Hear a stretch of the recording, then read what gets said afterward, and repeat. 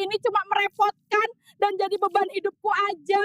Dasar mertua gak tahu diri. Pergi sana. Assalamualaikum warahmatullahi wabarakatuh.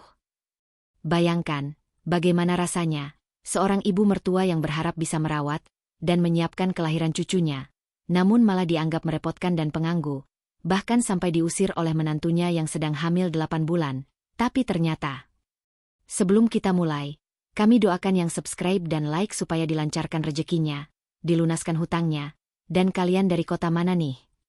Komen amin di bawah ya. Bu Siti, mengenakan kebaya lusuh berwarna coklat muda, membawa tas jinjing tua dan bungkusan kain berisi pakaian bayi yang dijahitnya sendiri. Di wajahnya terukir senyum lembut, meski keriput di matanya menyimpan rasa letih dari perjalanan jauh. Ia baru saja tiba dari desa, menempuh perjalanan hampir 8 jam naik bus dan angkot, hanya demi satu hal, ingin membantu menantunya, Nisa, yang sedang hamil 8 bulan. Baginya, merawat menantu di masa kehamilan adalah kebahagiaan, sekaligus tanggung jawab sebagai seorang ibu. Ia ingin menyambut cucu pertamanya, ingin memastikan semuanya baik-baik saja, dan ingin menemaninya saat melahirkan nanti. Sebelum datang, Bu Siti bahkan sempat berdoa panjang di masjid kampungnya. Ya Allah, semoga kehadiran ibu bisa bermanfaat, bukan beban. Semoga menantu ibu menerimanya dengan senang hati, ucapnya lirih sebelum berangkat. Namun tak ada yang tahu, perjalanan kasih itu justru akan berubah menjadi luka yang paling dalam. Saat Bu Siti sampai di rumah anaknya, Ardi, suasana rumah tampak sepi. Ket temboknya masih baru, perabotnya modern, tapi hawa di dalamnya terasa dingin dan asing. Ia mengetuk pelan pintu berulang kali sebelum akhirnya terdengar langkah kaki mendekat. Dari balik pintu, muncullah seorang wanita muda berwajah cantik tapi dingin. Nisa, menantunya. "Oh, ibu ya?" katanya datar, sambil melirik tas yang dibawa Bu Siti. "Iya, Enduk, ibu datang mau bantu." Ardi bilang Nisa sebentar lagi melahirkan, jadi ibu pikir. Belum sempat Bu Siti menyelesaikan kalimatnya, Nisa sudah menyela. "Oh, iya, masuk aja, Bu. Tapi rumah ini kecil, nggak ada kamar kosong, ya." Nada suaranya terdengar enggan. Bu Siti hanya tersenyum. "Nggak apa-apa, Enduk. Ibu bisa tidur di ruang depan, asal bisa bantu-bantu sedikit." Hari pertama berjalan canggung. Nisa lebih banyak di kamar, sibuk dengan ponselnya atau mengeluh soal kehamilannya yang berat. Sementara Bu Siti mencoba menyesuaikan diri, menyapu, mencuci piring, bahkan memasak sayur bening kesukaan anaknya. Tapi setiap kali Bu Siti mencoba berbuat baik, selalu saja salah di mata Nisa. "Nggak usah masak, Bu. Saya tuh nggak suka sayur kayak gitu, kampungan banget." Bu Siti hanya diam, menunduk, mencoba tersenyum. "Maaf, Enduk, ibu nggak tahu." Hari berganti hari. Nisa semakin menunjukkan ketidaksukaannya. Ia merasa Bu Siti terlalu ikut campur. Suatu pagi, saat Nisa hendak mencuci baju bayi yang baru dibelinya, ia melihat Bu Siti sudah menggantung beberapa di tali jemuran. Dengan nada tinggi, ia berkata, "Bu, saya kan udah bilang jangan dipegangin barang-barang bayi saya. Nanti malah kotor." Bu Siti terkejut, buru-buru mendekat. "Loh, ibu cuma mau bantu, Enduk. Tadi lihat cucian belum dijemur." "Udah, nggak usah sok sibuk. Saya bisa sendiri." Kalimat itu menghantam hati Bu Siti seperti palu. Ia diam. Menatap baju-baju mungil yang tadi dijemurnya dengan penuh kasih, kini terasa seperti saksi bisu dari penghinaan yang perlahan ia telan sendiri. Malamnya, Bu Siti duduk sendirian di ruang tamu. Lampu remang-remang, hanya suara jarum jam yang terdengar. Tangannya meremas kain sarung di pangkuannya, berusaha menahan tangis. Tapi air mata itu akhirnya jatuh juga. Ia tidak marah, tidak juga dendam. Yang ia rasakan hanya perih karena cinta yang tulus ternyata disalahartikan. Dalam doanya malam itu, ia berbisik pelan. "Ya Allah, mungkin ibu memang gak pantas tinggal di sini. Tapi lindungilah Nisa dan cucu ibu, ya Tuhan. Ibu rela terluka, asal mereka bahagia." Dan seolah menjawab doa itu, pagi berikutnya datang dengan ujian yang lebih menyakitkan. Hari itu, Nisa tengah emosi karena ponselnya rusak dan suaminya belum juga pulang. Ketika melihat Bu Siti tengah mencuci di dapur, ia meledak tanpa sebab. Bu, saya udah bilang jangan repot-repot, malah bikin berantakan semuanya. Saya ini udah capek, jangan ditambah repot ngurus orang tua yang gak bisa apa-apa. Hening. Hanya suara air menetes dari keran yang belum tertutup sempurna. Bu Siti menatap menantunya lama. Wajahnya tenang, tapi matanya basah. Ia meletakkan ember pelan-pelan, mengelap tangannya dengan ujung kerudung, lalu berkata lirih. Kalau begitu, Ibu pamit, enduk. Maaf kalau selama ini Ibu ganggu. Ibu nggak mau bikin kamu susah. Nisa terdiam, mungkin sedikit menyesal, tapi egonya terlalu tinggi untuk menahan. Ia hanya memalingkan wajah. Dan dengan langkah perlahan, Bu Siti berjalan keluar rumah, membawa tas lusuh dan segenggam kesedihan yang menyesakkan dada. Matahari sore mulai turun ketika ia duduk di pinggir jalan, menatap arah rumah yang baru saja ia tinggalkan. Angin meniup kerudungnya, membawa aroma daun kering. Ia tahu, dunia seringkali tidak adil bagi hati yang tulus. Tapi ia juga tahu, doa seorang ibu tak pernah berhenti di langit. Bu Siti memeluk tasnya erat-erat, lalu menatap langit, berbisik lirih. Ya Allah, kalau memang ini jalan MU, berikan ibu kekuatan. Ibu nggak minta dibalas, cukup jadikan mereka bahagia dan selamat. Hujan turun deras malam itu. Angin menampar wajah, membawa hawa dingin yang menusuk hingga ke tulang. Di bawah langit Jakarta yang kelam, seorang wanita tua duduk di emperan toko, memeluk tas kecil usang yang hanya berisi beberapa helai baju dan selembar sajadah. Dialah Bu Siti, wanita sederhana yang baru saja diusir dari rumah menantunya. Tubuhnya gemetar, bukan hanya karena dingin, tapi juga karena perasaan hancur yang tak bisa diungkapkan dengan kata. Ia menatap jalan raya yang basah, menyaksikan mobil-mobil mewah berlalu tanpa satu pun berhenti. Dalam hati, hanya satu kalimat yang terus ia ulang-ulang seperti mantra lirih. Ya Allah, jangan biarkan hatiku membenci anakku. Air matanya jatuh bersamaan dengan hujan. Ia tahu, dunia bisa sekejam itu. Namun, yang paling menyakitkan bukanlah kehilangan tempat tinggal, melainkan kehilangan kasih dari keluarga yang dulu ia rawat dengan sepenuh jiwa. Beberapa jam kemudian, seorang petugas keamanan yang lewat sempat menghampirinya. Bu, nggak baik duduk di sini malam-malam. Mau saya bantu cari tempat singgah? Bu Siti tersenyum lemah. Terima kasih. Nak, ibu nggak apa-apa. Cuma butuh istirahat sebentar. Namun langkahnya goyah. Ketika ia berusaha berdiri, lututnya tiba-tiba lemas dan tubuhnya hampir jatuh ke jalan. Petugas itu sigap menangkapnya, lalu memutuskan membawanya ke sebuah pos jaga kecil agar bisa berlindung dari hujan. Di sana, Bu Siti beristirahat dengan secangkir teh hangat dan sepotong roti yang diberikan dengan tulus. Malam itu, di bawah atap seng bocor dan suara hujan yang menetes tanpa henti, Bu Siti menatap langit gelap dan berdoa. Ia tidak meminta balas dendam, tidak pula menyesali nasib. Ia hanya memohon agar cucunya yang belum lahir kelak tumbuh menjadi anak baik, anak yang tak mewarisi kesombongan orang tuanya. Asal mereka bahagia, tak apa ibu begini, bisiknya. Hari-hari berikutnya berjalan berat. Bu Siti mulai mencari pekerjaan seadanya, mencuci piring di warung, menyapu halaman orang, kadang hanya mendapat upah nasi bungkus. Namun meski hidupnya kini berpindah dari satu tempat ke tempat lain, ada ketenangan yang entah bagaimana mulai tumbuh di hatinya. Di suatu sore, saat matahari hampir tenggelam, ia membantu seorang ibu muda yang kesulitan mengangkat galon air. Terima kasih banyak, Bu, kata ibu muda itu tersenyum. Nama ibu siapa? Siti, nak. Kalau begitu Ibu Siti, kalau ibu mau, saya lagi butuh penjaga warung di depan rumah. Gajinya nggak besar, tapi bisa buat makan dan tidur di situ. Senyum tipis terbit di wajah keriput itu. Mungkin ini cara Tuhan menjawab doanya. Ia menerima tawaran itu dengan haru, lalu mulai bekerja esok harinya. Malam demi malam dilaluinya di warung kecil itu, menyeduh kopi untuk pelanggan, menyiapkan roti bakar, atau sekadar mengelap meja sambil bersenandung pelan. Orang-orang mulai mengenalnya sebagai Mak Siti yang baik hati. Tak ada yang tahu bahwa dulu ia punya rumah besar, punya anak sukses, tapi kini hidupnya berputar di antara cangkir-cangkir kopi dan suara radio tua. Namun di balik kesederhanaan itu, ada sesuatu yang terus berdenyut dalam hatinya. Setiap kali ia melihat seorang ibu muda mengelus perut hamilnya, Bu Siti tak bisa menahan air mata.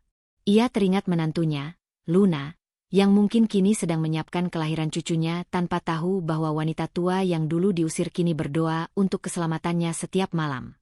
Hingga suatu malam, ketika Bu Siti sedang menutup warung dan bersiap tidur, suara klakson mobil terdengar keras di kejauhan. Tak lama, terdengar seseorang berteriak histeris meminta tolong. Tanpa pikir panjang, Bu Siti berlari keluar, dan di sanalah takdir mulai bergerak pelan, membawa dirinya menuju pertemuan yang tak pernah ia duga. Malam itu mungkin tampak biasa bagi orang lain. Tapi bagi Bu Siti, itu adalah awal dari keajaiban kecil yang akan menuntun hatinya pulang. Suara sirine ambulans meraung di tengah malam yang lengang. Jalanan Jakarta yang biasanya padat kini seolah membeku. Di dalam mobil ambulans itu, seorang wanita muda terbaring lemah, tubuhnya berkeringat dingin, napasnya tersengal. Luna, menantu Bu Siti, sedang berjuang antara hidup dan mati saat melahirkan. "Aku enggak kuat lagi," lirihnya, sambil menggenggam tangan bidan yang duduk di sampingnya. "Bertahan, Bu Luna. Kita hampir sampai rumah sakit," kata bidan itu panik. Namun wajah Luna sudah pucat pasi. Air mata mengalir dari sudut matanya, bukan hanya karena rasa sakit, tapi karena rasa takut. Selama ini, Luna terlalu sibuk menolak dan menghina orang-orang yang tulus. Ia menolak tangan ibunya sendiri, menolak kehadiran Bu Siti yang dulu datang dengan niat membantu. Kini, di ambang hidup dan mati, ia baru sadar betapa sendirinya ia. Sementara itu, di warung kecil di pinggir jalan, Bu Siti baru saja menutup pintu kayu yang mulai lapuk. Hujan baru saja reda. Angin malam membawa aroma tanah basah. Ia menatap ke langit sambil berbisik, "Ya Allah, lindungi anak dan cucuku dimanapun mereka berada." Tiba-tiba, suara klakson dan teriakan memecah keheningan. "Tolong! Ada yang pingsan di mobil." Tanpa pikir panjang, Bu Siti berlari mendekat. Sebuah mobil pribadi berhenti tergesa di depan warung. Seorang pria muda keluar sambil menjerit, "Istri saya mau melahirkan. Rumah sakit penuh. Tolong carikan bidan atau siapapun yang bisa bantu." Begitu pintu mobil dibuka, Bu Siti terpaku. Wajah itu, wajah yang tak asing. Luna, menantunya yang dulu mengusirnya dari rumah. Tubuhnya lemah, matanya setengah tertutup, dan darah mengalir di kursi mobil. Bu Siti terdiam beberapa detik, tangannya gemetar. Lalu tanpa berpikir panjang, ia segera berlari ke dalam warung, mengambil handuk bersih dan air panas. "Cepat, Nak, kita bawa ke rumah sakit sekarang juga." "Saya ikut." Dengan sigap, ia ikut naik ke mobil, memegang tangan Luna yang dingin. "Sabar, Nak, sabar. Ibu di sini." Luna menggeliat pelan. Matanya setengah terbuka. Ketika pandangannya mulai jelas, wajah tua itu tampak di depannya. Air mata Luna langsung menetes. "Ibu?" "Ya, Nak, ini Ibu." Mobil melaju kencang menuju rumah sakit. Bu Siti memeluk tangan menantunya erat-erat, membaca doa di sepanjang jalan. Dalam hati, ia tak peduli lagi pada masa lalu. Yang ada hanya doa agar Luna dan bayi di dalam kandungannya selamat. Begitu tiba di rumah sakit, petugas langsung membawa Luna masuk ke ruang bersalin. Dokter dan perawat sibuk berlarian. Bu Siti berdiri di luar ruangan, memeluk tasnya yang kecil, menatap pintu yang tertutup rapat. Suara tangisan dan teriakan terdengar dari dalam, membuat hatinya hancur. Setelah hampir 1 jam, akhirnya suara tangis bayi terdengar nyaring. Semua orang di lorong rumah sakit menoleh. Bu Siti menutup mulutnya dengan kedua tangan, air matanya tumpah deras. "Alhamdulillah, cucuku lahir." Namun beberapa detik kemudian, suara dokter terdengar tegang dari dalam ruangan. Tekanan darahnya turun.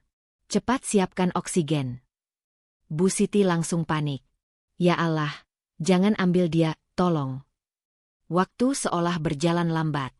Hingga akhirnya, pintu ruangan terbuka dan seorang perawat keluar.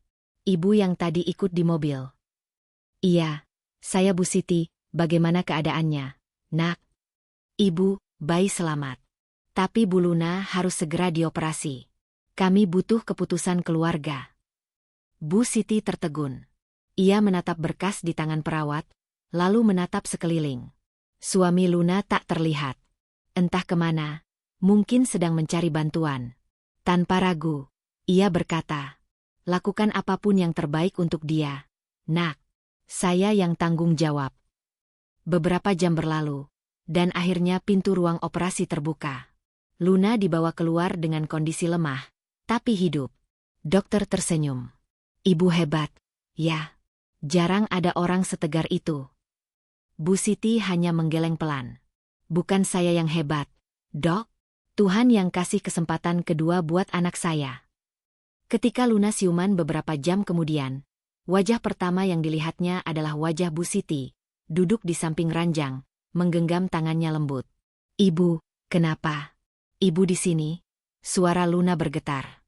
Bu Siti tersenyum, air mata menetes. "Karena tempat seorang ibu selalu di sisi anaknya, Nak, walau diusir sekalipun." Tangisan Luna pecah. Ia memeluk tangan tua itu erat-erat sambil terisak. "Maafkan saya, Bu, saya sudah terlalu sombong. Saya pikir ibu cuma beban." "SSST. Sudah, Nak. Semua sudah berlalu. Yang penting kamu dan bayimu selamat." Malam itu, di ruang rawat yang tenang, dua hati yang dulu terpisah oleh ego kini dipertemukan oleh kasih dan penyesalan. Air mata mereka mengalir tanpa henti, bukan hanya karena sedih, tapi karena akhirnya mereka tahu, kasih seorang ibu tak pernah mengenal batas waktu, jarak, atau luka.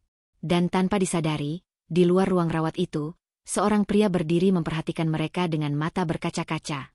Raffi, anak kandung Bu Siti yang juga seorang dokter terkenal, baru saja tiba dari luar kota.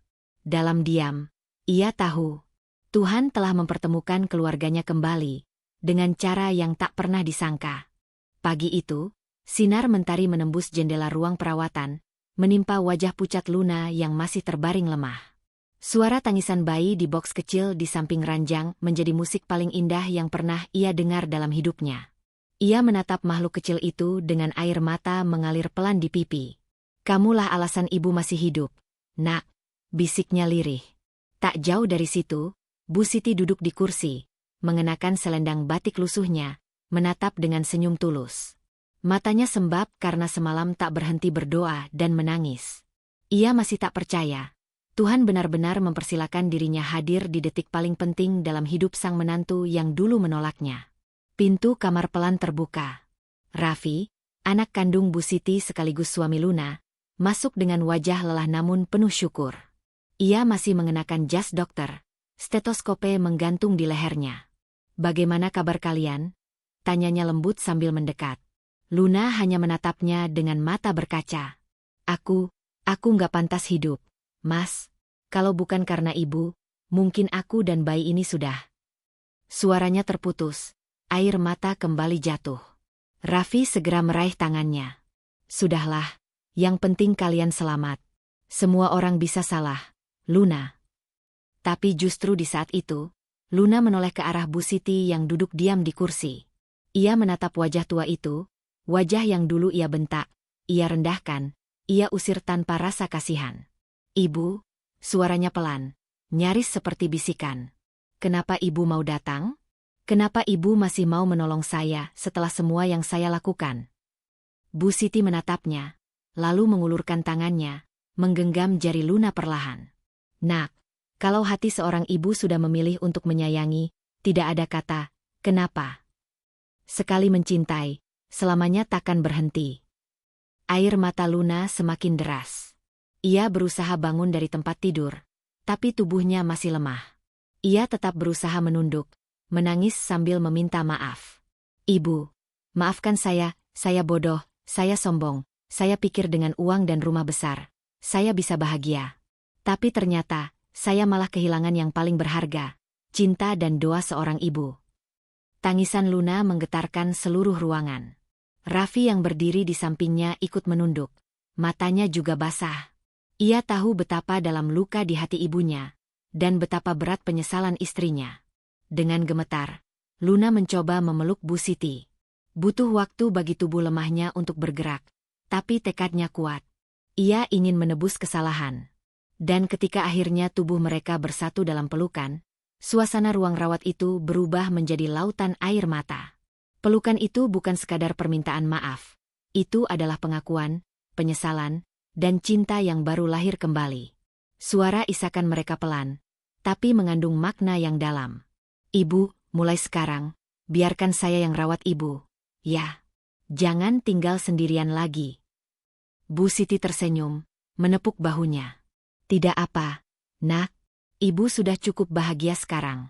Melihat kalian rukun, itu sudah cukup untuk ibu. Namun Raffi menatap ibunya dengan tegas. Tidak, Bu. Tidak ada lagi alasan untuk ibu hidup sendiri di rumah kecil itu. Mulai hari ini, ibu tinggal bersama kami. Rumah ini bukan rumah kalau tidak ada ibu di dalamnya. Bu Siti menatap anak dan menantunya, tersenyum sambil menahan tangis. Tuhan Maha Baik. Dia memang tak pernah salah waktu. Beberapa hari kemudian, setelah Luna dan bayinya diperbolehkan pulang, suasana rumah yang dulu dingin dan penuh ketegangan kini terasa hangat dan hidup. Aroma sayur sop buatan Bu Siti memenuhi udara. Raffi tertawa kecil sambil menggendong bayinya, sementara Luna duduk di meja makan, memperhatikan mereka dengan senyum haru. Ia masih sering menatap ibunya diam-diam, seolah belum percaya bahwa wanita tua itu benar-benar memaafkannya. Tapi setiap kali mata mereka bertemu, Bu Siti selalu menjawab dengan senyum yang sama. Senyum seorang ibu yang tidak menyimpan dendam sedikitpun. Malam harinya, setelah semuanya tertidur, Luna keluar ke halaman belakang. Ia menatap bintang di langit, lalu berlutut di tanah, memegang dadanya erat. Ya Allah, terima kasih. Engkau kembalikan apa yang pernah aku sia-siakan. Aku janji, aku nggak akan biarkan ibu merasakan kesepian lagi. Angin malam berhembus lembut. Dari jendela, Bu Siti memperhatikan menantunya yang tengah berdoa. Hatinya damai. Karena ia tahu, pelajaran terbesar dalam hidupnya bukanlah tentang penderitaan, melainkan tentang kesabaran yang akhirnya dibalas dengan pelukan yang tulus. Dan malam itu, untuk pertama kalinya setelah sekian lama, Bu Siti tidur dengan senyum di wajahnya. Bukan karena segalanya telah sempurna, tapi karena akhirnya keluarga kecil itu kembali utuh, dibangun bukan dengan kemewahan, tapi dengan cinta dan maaf yang sejati.